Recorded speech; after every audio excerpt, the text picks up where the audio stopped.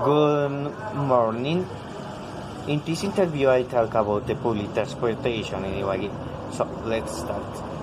The 2016 to 2019 development plan for Ibagué establishes the need to transform the roads, transport, and mobility sectors, for which it determines that the sector's policies reflect the priority defined via hierarchy of urban mobility that privilege the most desirable in the following orders: pedestrians, cyclists, public transports, logistics and freight transports, and finally the private vehicles.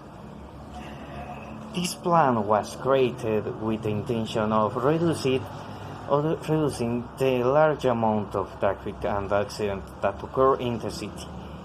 The Higgs command of the city, pretending to support the mobilization of the people with non-motorized means, while people themselves are more inclined to use vehicles. According to the page ibaguecomovamos.org, in 2016, the use of SUV represents the highest consumption of fuel and gasoline in the city. At the end of the survey, the page commented on the result of 10% of inhabitants.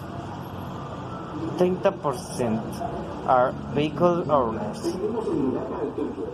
In the slop made with the page, you can see that public transport is used more than private transport. On those with a car, you can see the need for mobility of citizens, since around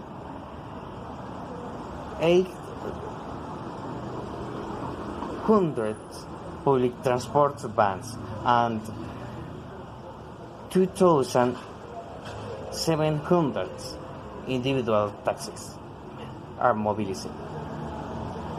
From this figure, you can fully see the use of vehicles in the city and the congestions that you can have if you add private vehicles.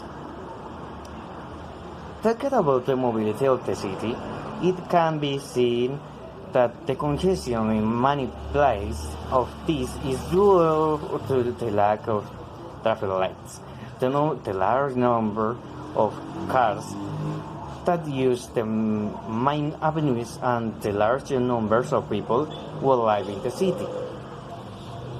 This cannot be controlled quickly and effectively, but the risk of accidents and stagnation can still be avoided by applying measures and laws that are constantly implemented in the city.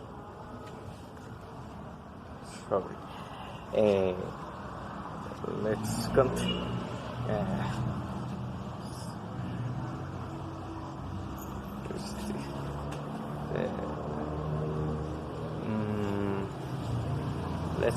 Yes, it's better this. Okay, let's continue. The road safety of the city is constantly criticized, since numerous accidents have been seen in several roads, both central and alternative. The two infractions that contribute to the most of the accidents are the violation of private parking, and the second violation is not having the vehicles with the technical and mechanical services. The infrastructure of the roads reflects only their capacity for vehicles, but not for pedestrians and cyclists.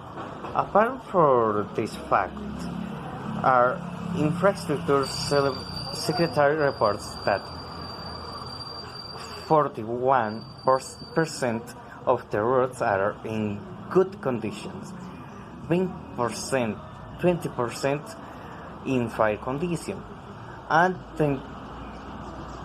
39% in poor condition. Finally, the city needs an improvement in the mobility of the city, the use of its roads and the traffic and transport rules for the citizens themselves and administrative positions. Finally,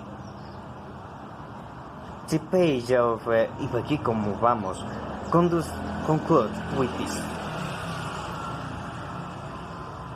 Only need know how we can